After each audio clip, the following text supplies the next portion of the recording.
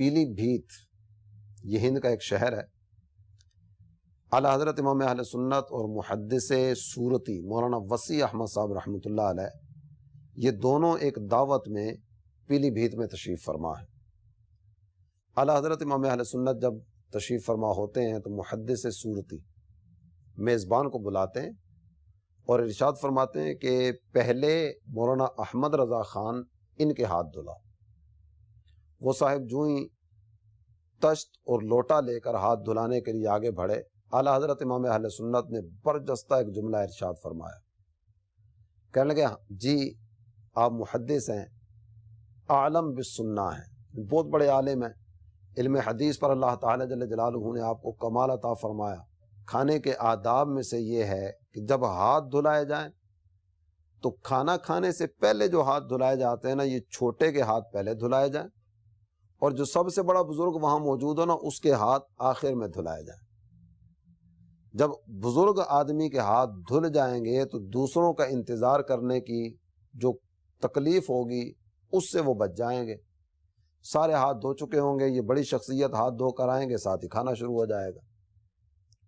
تو آپ کے حکم پر تعمیل کرتے ہوئے میں چھوٹا آگے بڑھتا ہوں، پہلے میں ہاتھ دھوتا ہوں، پھر میرے بعد بقیہ افراد ہاتھ دھوئیں گے، سب سے آخر میں آپ کے ہاتھ دھلائے جائیں گے.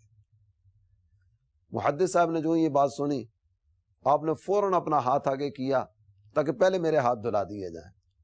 اعلیٰ حضرت امام اہل سنت فرمانے لگے آپ نے فیصلہ کر دیا تو فیصلہ ہو جانے کے بعد بڑے لوگ اپنا فیصلہ تبدیل نہیں کرتے. اب آپ کو ابھی آخر میں ہاتھ دھونے، اور جب ہم کھانا کھا کے فارغ ہوں گے نا تو اس وقت کا ایک ادب جو بیان کیا گیا وہ یہ ہے کہ بڑی شخصیت کے ہاتھ پہلے دھلائے جائیں، بعد میں بعد والوں کے ہاتھ دھلائے جائیں.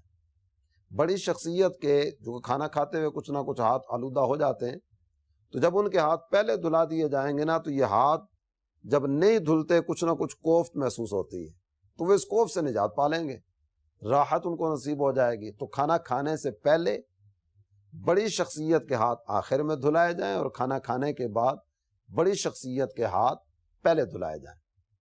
تو ابھی میں پہلے ہاتھ دھوؤں گا، کھانا کھانے کے بعد آپ پہلے ہاتھ دھوئیں گے، تاکہ یہ ادب جو ہے نا یہ برقرار رہے.